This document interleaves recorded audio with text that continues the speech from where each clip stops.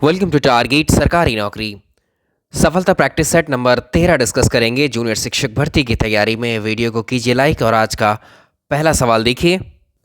आप भी चेक कीजिए कि आपके कितने क्वेश्चंस के आंसर्स सही होते हैं। पहला सवाल देखेंगे आज का। महात्मा गांधी को राष्ट्रपिता सबसे पहले किसने कहा था? इस जैसे दो एक जैसे सवाल मिलते हैं हमें कि गांधी जी को राष्ट्रपिता सबसे पहले किसने कहा और गांधी जी को महात्मा की उपाधि किसके द्वारा दी गई। ये बात 1944 की है, जब सुभाष चंद्र बोस ने आज़ाद हिंद रेडियो पर बोलते हुए ये कहा था, गांधी जी को संबोधित करते हुए कहा था कि भारत की जो स्वाधीनता है उसका आखिरी युद्ध शुरू हो चुका है और राष्ट्रपिता भारत की मुक्ति के इस पवित्र युद्ध में हमें आपका आशीर्वाद और शुभकामनाएं चाहते हैं। तो इस तरह के जो शब्द सुभाष चंद्र बोस के द्वारा कहे गए थे आज़ाद हिंद रेडियो पर बोलते वक्त, उसी में पहली बार गांधी जी को राष्ट्रपिता के नाम से संबोधित किया गया था सुभाष चंद्र बोस के द्वारा। तो राष्ट्रपिता किसके द्वारा संबोधित किया गया सबसे पहले, किसने कहा? ये सुभाष चंद्र बोस के द्वारा। इस सवाल का आंसर तो हो जाएगा ऑप्शन डी। अब अगले सवाल पर चलते हैं जो इसी से कनेक्टेड है। इसके पीछे की क्या स्टोरी है? महात्मा शब्द किसने दिया, ये उपाधि किसने दी गांधी जी को? इसके साथ गांधी जी को बहुत सारे टाइटल्स से भी पुकारा जाता है। गांधी जी साल 1915 में भारत वापस लौटे थे अफ्रीका से और यहाँ पर आकर गांधी जी ने भारत में सबसे पहला प्रयोग अपना सत्याग्रह के रूप में किया, जिसे हम जानते हैं चंपारण सत्याग्रह के नाम से 1917 में हुआ। बिहार के चंपारण जिले में अंग्रेज़ों ने जो है 3 कठिया व्यवस्था लागू कर रखी थी, यानी किसानों के पास जो भूमि थी उसका 3/20 भाग पर नील की खेती करना अनिवार्य था। इसी को लेकर गांधी जी वहां पहुंचते हैं किसानों के पास और एक सत्याग्रह करते हैं जिसे हम चंपारण सत्याग्रह के नाम से जानते हैं, जो सफल भी होता है। चंपारण सत्याग्रह के सफल होने के बाद में रविंद्रनाथ टैगोर ने गांधी जी को पहली बार महात्मा कहा था। तो ये दो आंसर आप कर सकते हैं बहुत आसानी से। कंक्लूड कर देते हैं। तो राष्ट्रपिता सुभाष चंद्र बोस ने गांधी जी को ये टाइटल दिया और महात्मा की उपाधि रविंद्रनाथ टैगोर ने गांधी जी को दी। वे एक टाइटल और सुना होगा, गांधी जी के नाम को उनसे पहले हम गांधी जी को बापू भी कहते हैं। बापू किसने कहा? ये पंडित जवाहरलाल नेहरू ने कहा। तो यहाँ पर एडिशनली 2 फैक्ट और ले लीजिए। बापू से संबोधित किया था पंडित जवाहरलाल नेहरू ने और अर्धनग्न फकीर भी गांधी जी को कहा था विंस्टन चर्चिल के द्वारा कहा गया था। तो ये कुछ टाइटल्स हैं जो गांधी जी के नाम के आगे लगते हैं और ये परीक्षा में पूछे जाते हैं। पहले सवाल का आंसर हो जाएगा ऑप्शन डी, सुभाष चंद्र बोस। वेदों के पुनरुत्थान का श्रेय इनमें से किसको जाता है? बहुत ही अच्छे प्रश्न है। जो स्वामी दयानंद सरस्वती थे, उनका जो मानना था या उनका जो विश्वास था वो वैदिक परंपरा में, वैदिक सिविलाइजेशन या वैदिक कल्चर को फॉलो किया करते थे स्वामी दयानंद सरस्वती। उनका कहना था जो वेद हैं हमारे, उन वेदों को अपने जीवन में प्रयोग करो, उनको वेदों को अपनाओ।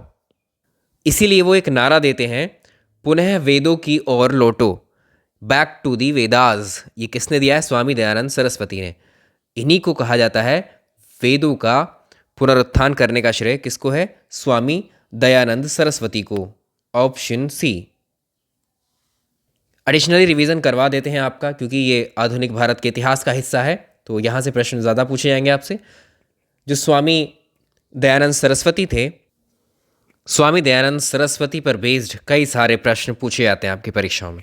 सबसे पहले ये पूछ लेता है कि इनका जन्म कहाँ पर हुआ था। स्वामी दयानंद सरस्वती का जन्म हुआ था गुजरात के राजकोट ज़िले में, टंकारा में।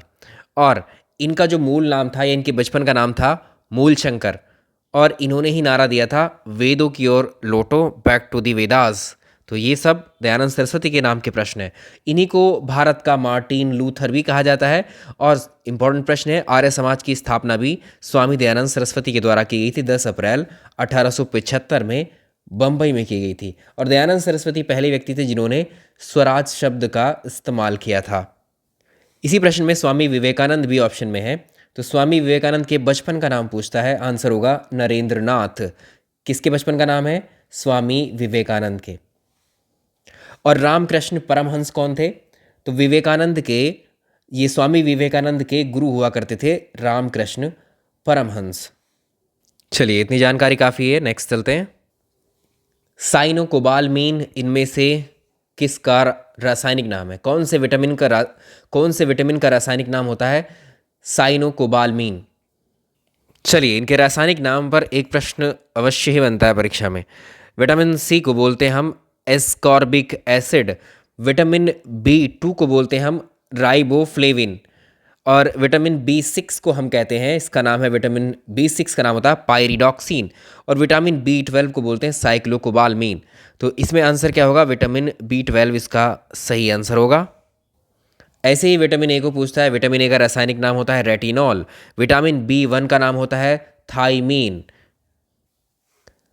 टेट्रा इथाइल लेड जिसे बोलते हैं TEL, tetra ethyl lead, petrol में क्यों ऐड किया जाता है इसको? फ्यूल में आप जानते हैं जो पेट्रोल होता है, पेट्रोल की गुणवत्ता होती है, पेट्रोल की जो क्वालिटी होती है, उसको हम ऑक्टेन संख्या, ऑक्टेन नंबर से रिप्रेजेंट करते हैं। इसी ऑक्टेन संख्या को, इसी क्वालिटी को मेंटेन करने के लिए पेट्रोल में ऐड करते हैं हम टेट्रा इथाइल लेड, जिसे हम बोलते हैं टेल।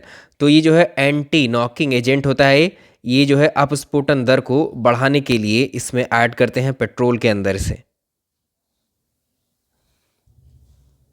जो मरुस्थलीय पौधे होते हैं उनकी जड़ें सामान्यतः लंबी होती हैं, गहरी मिट्टी में धंसी होती हैं, ऐसा क्यों होता है?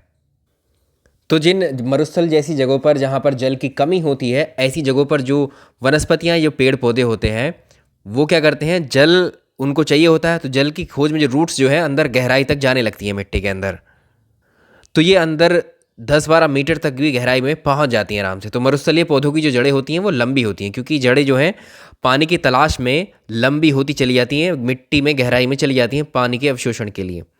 तो इसका आंसर क्या होगा? भूमि में, अगर ऑप्शन सी ऑप्शन, जड़ें जो हैं पानी की तलाश में लंबी हो जाती हैं। अगला सिंपल क्वेश्चन, मानव शरीर की सबसे छोटी ग्रंथि, smallest gland in human body, हमारे शरीर में सबसे छोटी ग्रंथि कौन सी होती है? तो मानव शरीर में सबसे छोटी ग्रंथि होती है पीयूष ग्रंथि, इसको बोलते हैं, या पिट्यूटरी ग्लैंड इसको कहते हैं हम लोग। ये तो एक नॉर्मल क्वेश्चन है, सिंपल है, लेकिन इसका जो सही क्वेश्चन, या इसमें एक अच्छा क्वेश्चन जो फ्रेम कर सकते हैं, इसका लोकेशन पूछ सकता है, इसकी मौजूदगी, स्थिति कहाँ पर है, यानी ये कहाँ, मानव शरीर के किस हिस्से में प्रेजेंट होती है ये ग्लैंड? तो जो हमारा कपाल होता है, जो हमारा स्कल होता है, स्कल में पाई जाती है पिट्यूटरी ग्लैंड। तो स्कल में जो जो इस्फेनॉइड नाम की हड्डी होती है, यहीं एक गड्ढा रहता है, इसी में प्रेजेंट होती है ये। यकृत, अगर आपसे पूछे largest gland of human body, इसको आप जानते हैं पहले से, कॉमन क्वेश्चन है। तो सबसे बड़ी ग्रंथि हमारे शरीर की यकृत होती है, लीवर होती है। लीवर का वजन कितना होता है? 1.5 किलो से 2 किलोग्राम के बीच में। आंसर कर पाएंगे ऑप्शन डी। हिंदी में इसको पीयूष ग्रंथि बोलते हैं। निम्नांकित में से कौन सी कठोरतम धातु है? इसके जैसे कम से कम 5 से 6 प्रश्न हैं जो अभी डिस्कस करते हैं हम आपके साथ में, इस तरह के। तो डायरेक्टली पूछता है आपसे, कठोरतम हार्डेस्ट मेटल कौन सी है? यहाँ देख सकते हैं आप, इसमें से कई तरह के प्रश्न हैं। एक तो सबसे अधिक आघातवर्य धातु, जो मोस्ट मेलिएबल मेटल कौन सी होती है, यानी किसी आप मेटल को अगर आप शीट में कन्वर्ट करना चाहें, सबसे जल्दी, सबसे पहले कौन धातु में, कौन जो है मेलिएबल मेटल में कन्वर्ट हो सकती है? तो होता है गोल्ड को, जब आप जितना उसको पीटते हैं वो जल्दी शीट में कन्वर्ट हो सकता है सबसे पहले। दूसरे नंबर पर आती है सिल्वर, चांदी। सबसे अधिक डक्टाइल कौन सी है? गोल्ड। सेकेंड नंबर पर सिल्वर। अब इसमें पूछा सबसे हल्की धातु कौन सी है? लाइटेस्ट मेटल है लिथियम। हमारा सवाल भी इसी में है, तो एक जैसे प्रश्न है ये। सबसे भारी जो धातु होती है, या हैवीएस्ट जो मेटल है, वो होती है ओस्मियम। सबसे कठोर, जो हमारा प्रश्न पूछा हुआ है, सबसे कठोर धातु कौन सी रहेगी? सबसे कठोर धातु रहेगी, हार्डेस्ट मेटल होती है प्लाटिनम। ये हमारे सवाल का आंसर हुआ। और सबसे मुलायम धातु, सॉफ्ट मेटल कौन सी है? सोडियम पोटेशियम होती है।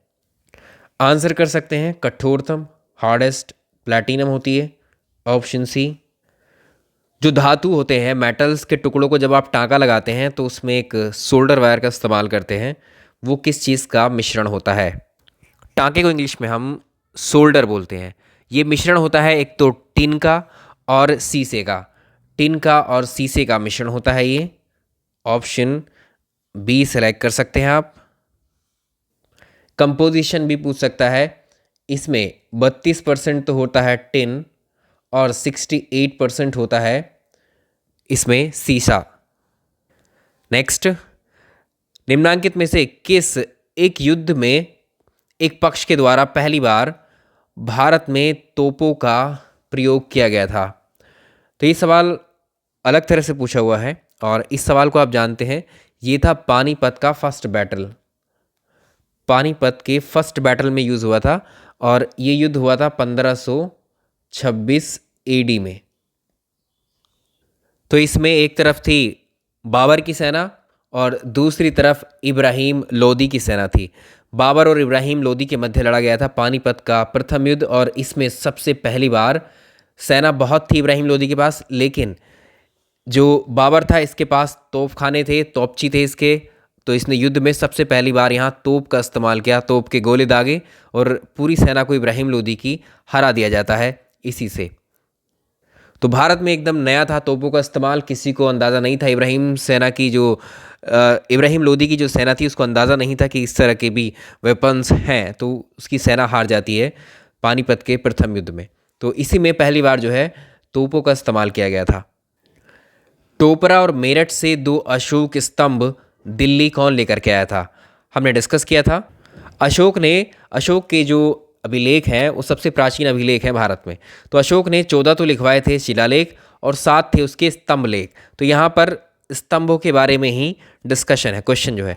तो अशोक के 7 स्तंभ लेखों में से एक था टोपरा स्तंभ लेख। टोपरा स्तंभ लेख हरियाणा में हुआ करता था, हरियाणा के यमुनानगर में। और दूसरा जो है ये था मेरठ स्तंभ, ये आप जानते हैं ये मेरठ यूपी में स्थित था। इन दोनों ही अशोक के स्तंभ लेखों को फिरोज शाह तुगलक ने शिफ्ट करवाया था दिल्ली। आंसर होगा फिरोज शाह तुगलक, ऑप्शन बी सही आंसर है इसका। अशोक के स्तंभ लेखों में से ऐसा कौन सा स्तंभ लेख है जो 3 शासकों से संबंधित है? तो उसमें इलाहाबाद स्तंभ लेख जो है, जो कि कौशाम्बी से मिला था, जो कि इलाहाबाद फोर्ट में है वर्तमान में।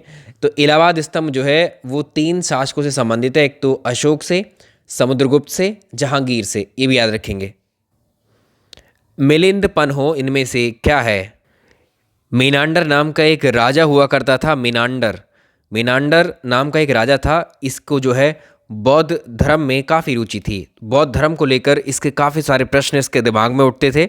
और एक बुद्धिस्ट मॉन्क, एक बौद्ध विद्वान हुआ करता था जिसका नाम था नागसेन। तो नागसेन से बौद्ध धर्म के बारे में ये बहुत सारे प्रश्न करता था। इन दोनों की जो वार्तालाप होती है, इन दोनों का जो कन्वर्जेशन है, उसी कन्वर्जेशन को कंपाइल करके कहा गया मिलिंद पन्हो। तो मिलिंद पन्हो क्या है? ये संवाद है किसके बीच में? मीनांडर के और नागसेन के बीच में। तो ये पाली, जो इसके प्रश्न थे ये पाली भाषा में पूछे गए थे, यानी पाली ग्रंथ है ये एक। ऑप्शन सी पूछ लेगा कि मीनांडर में से किस वंश का शासक था? तो ये था एक इंडो ग्रीक था, एक हिंद यवन था। भारत पर आक्रमण करने वाले प्रथम विदेशी हिंद यवन थे, बैक्ट्रिया के थे ये लोग। भारत की सीमा में सबसे पहले प्रवेश किया था डेमेट्रियस प्रथम ने।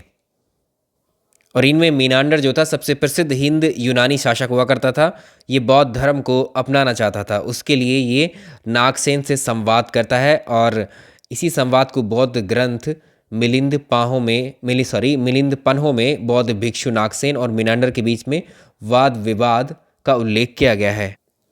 आजीवक संप्रदाय के संस्थापक कौन थे? आजीवक संप्रदाय के बारे में बात चल रही है यहाँ पर। जो महावीर स्वामी हुआ करते थे, उन्होंने 30 साल की उम्र में अपना घर छोड़ा था, गृह त्याग किया था। महावीर स्वामी की पहली मुलाकात होती है किससे? मखली गोशाल से। और ये मखली गोशाल जो है ये बहुत ज़्यादा प्रभावित होते हैं महावीर स्वामी से और एक तरीके से इनके अनुयायी शिष्य बन जाते हैं। कुछ दिन बाद दोनों के बीच में मतभेद होते हैं और दोनों अलग हो जाते हैं।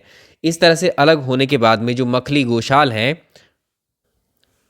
मखली गोशाल क्या करते हैं? एक अलग संप्रदाय की एक तरीके से स्थापना कर देते हैं। इसे कहा जाता है आजीवक संप्रदाय। मखली गोशाल के द्वारा स्थापना की गई थी किसकी? आजीवक संप्रदाय की। इस संप्रदाय का कॉन्सेप्ट ये था कि संसार में जो भी वस्तु है वो भाग्य के द्वारा निर्धारित होगी, यानी जो जितना आपके भाग्य में लिखा है वो आपको मिल जाएगा, उसे कोई नहीं रोक सकता है। यानी मनुष्य के जीवन पर जो उसके कर्म है मनुष्य के, उस पर कोई प्रभाव नहीं पड़ेगा। ये आजीवक संप्रदाय का कॉन्सेप्ट था। और आप जानते हैं कि आजीवक संप्रदाय को अपनाने वाला अनुयायी इसका कौन था? बिंदुसार होगा। ठीक है, बिंदुसार। तो इसका आंसर सी। गांधी इरविन समझौता किस वर्ष किया गया था? गांधी इरविन समझौता किस वर्ष हुआ था? गांधी इरविन समझौता 5 मार्च 1931 को हुआ था। Option B. इसी को कहा जाता है दिल्ली समझौता। आंसर हो जाएगा बी। भारत सरकार ने देश के 14 बड़े बैंकों का राष्ट्रीयकरण, नेशनलाइजेशन कब किया था? पहली बार राष्ट्रीयकरण हुआ था हमारे देश के बैंकों का। ये प्रश्न कई बार पूछा हुआ है, जिसमें भारत के 14 बड़े जो वाणिज्यिक कमर्शियल बैंक्स थे उनका राष्ट्रीयकरण किया गया। ये हुआ था जुलाई 1969 में। Option A 1969। ये वर्ष याद रखिएगा, बहुत पूछा जाता है परीक्षाओं में। भारत में शेयर बाजारों के लिए मुख्य नियंत्रक का कार्य निम्न में से कौन सा संगठन करता है? इसको आप जानते हैं, ये है भारतीय प्रतिभूति एवं विनिमय बोर्ड। इसको हम बोलते हैं सेबी। इसको हिंदी में हम बोलते हैं, हिंदी में तो आपके सामने है, इंग्लिश में बोलते हैं securities and exchange board of India. Securities and exchange board of India, SEBI. ये क्या कहता है? शेयर मार्केट का जितना भी कंट्रोल है, फ्लो है, वो इसी के हाथ में होता है। इसका इस्टेब्लिशमेंट हुआ था साल 1988 में। पूछ लेता है स्थापना दिवस इसका। और स्थापना के साथ साथ इसका हेडक्वार्टर कहाँ पर है ये भी, तो हेडक्वार्टर याद रखेंगे। ये इसका सेबी का हेडक्वार्टर कहाँ पर है? मुंबई में। द्रोणाचार्य पुरस्कार किस क्षेत्र में दिए जाते हैं? जो स्पोर्ट्स होगा हमारे देश में, स्पोर्ट्स में जितने भी अलग अलग स्पोर्ट्स होंगे उसमें अलग अलग टीम के कोच होंगे अलग अलग स्पोर्ट के। उन कोच को बेहतरीन कोचिंग के लिए या उत्कृष्ट प्रशिक्षण के लिए जो है द्रोणाचार्य पुरस्कार दिए जाते हैं। ये कोचिस के लिए होता है, याद रखिएगा, ये कोच के लिए होता है। रोवर्स कप इनमें से किससे संबंधित है? रोवर्स कप संबंधित होता है फुटबॉल से। Option A. जम्मू कश्मीर में जो सदर रियासत पदनाम कब बदलकर राज्यपाल किया गया था?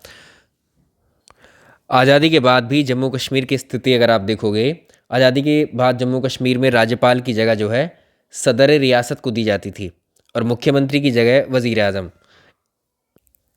इस पद को, सदर रियासत टर्म को चेंज किया गया साल 1965 में। छठा अमेंडमेंट एक्ट आया, 6th अमेंडमेंट एक्ट 1965। इसके तहत सदर रियासत पद को राज्यपाल में बदल दिया गया। Option D.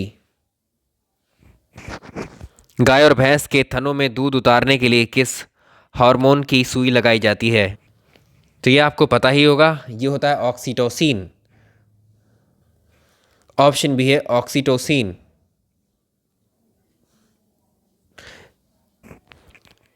नीली क्रांति या ब्लू रेवोल्यूशन किससे संबंधित है? ये होता है मछली उत्पादन से, फिश प्रोडक्शन से संबंधित है। विश्व में लौह अयस्क आयरन ओर के 3 अग्रणी उत्पादन बताने हैं आपको, कौन कौन है ये largest producer of iron ore in world wide?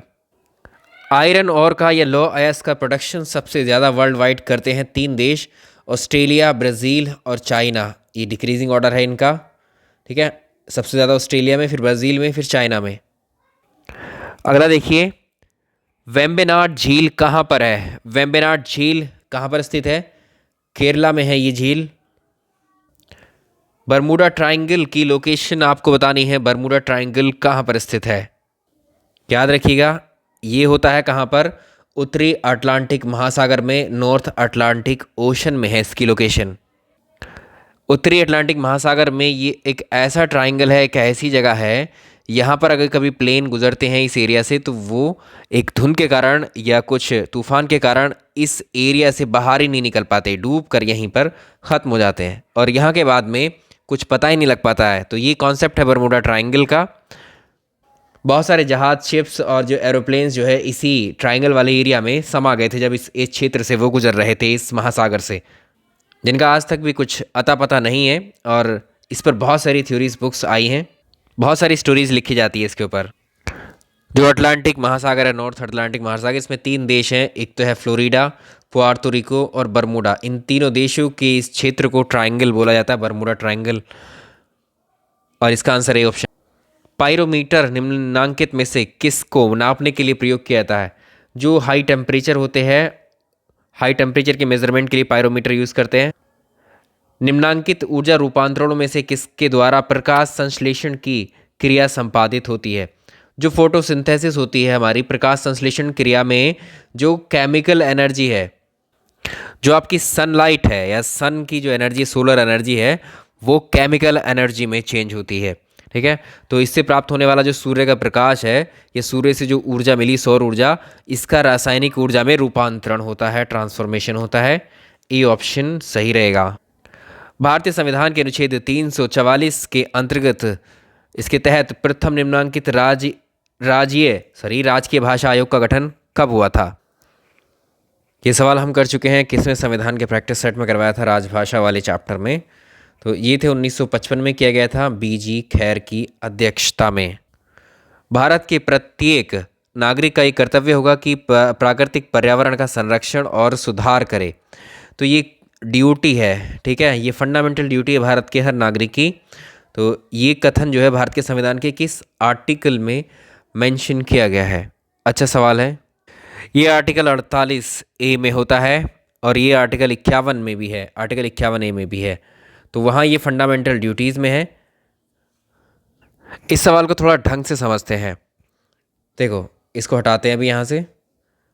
यहाँ पर जो आपको राज्य के नीति निदेशक तत्व दिए गए होते हैं, ठीक है, तो उसमें राज्य की ड्यूटी होती है। तो ये वाला है, भारत के प्रत्येक नागरिक का कर्तव्य होगा कि वो प्राकृतिक पर्यावरण का सुधार करे। अगर ये भारत के नागरिक का कर्तव्य बता रहा है तो याद रखिएगा ये फंडामेंटल ड्यूटीज़ की बात कर रहा है। फंडामेंटल ड्यूटीज़ दी हुई हैं हमारी आर्टिकल 51A में। और अगर यहाँ पूछता है कि राज्य का कर्तव्य होगा कि वो राज्य के प्राकृतिक पर्यावरण संरक्षण का सुधार करे, तो वो आर्टिकल 48A में पहुँच जाएंगे हम। अंतर्राष्ट्रीय न्यायालय के जो न्यायाधीश होते हैं उनका कार्यकाल कितना होता है? अच्छा प्रश्न है। जो ICJ है, इंटरनेशनल कोर्ट ऑफ जस्टिस इसको बोलते हैं, ICJ, international court of justice, ICJ। इसमें जो है टोटल जो जजेस होते हैं, इसमें जजेस की संख्या, न्यायाधीशों की संख्या कितनी होती है? 15 होती है।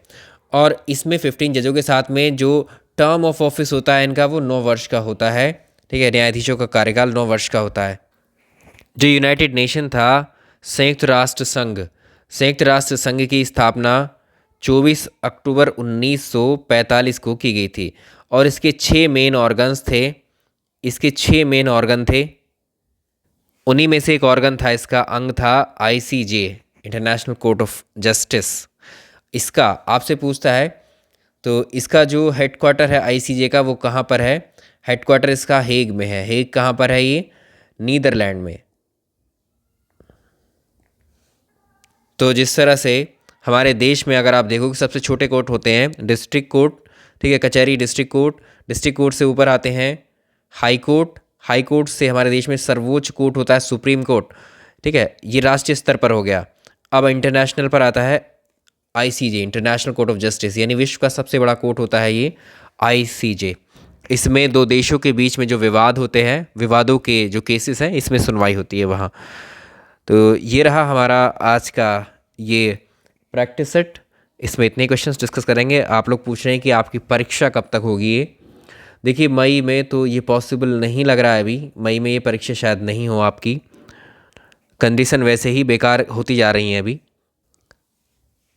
एक चीज़ हम डिस्कस करते हैं, जैसे अभी कोई लोग कह रहे थे कमेंट में, किसी ने लिखा है कि परीक्षाएं तो स्थगित कर दी हैं, टाल दी हैं, लेकिन जो चुनाव हैं, चुनाव एज इट इज़ कराए जा रहे हैं। अगर आप चुनाव को देखोगे, चुनाव की रैलियों को देखोगे तो आपको ये लगेगा कि कोरोना कहीं है ही नहीं, क्योंकि ना तो किसी नेता को कोरोना है, ना कि चुनाव रैलियों में जाने वालों को।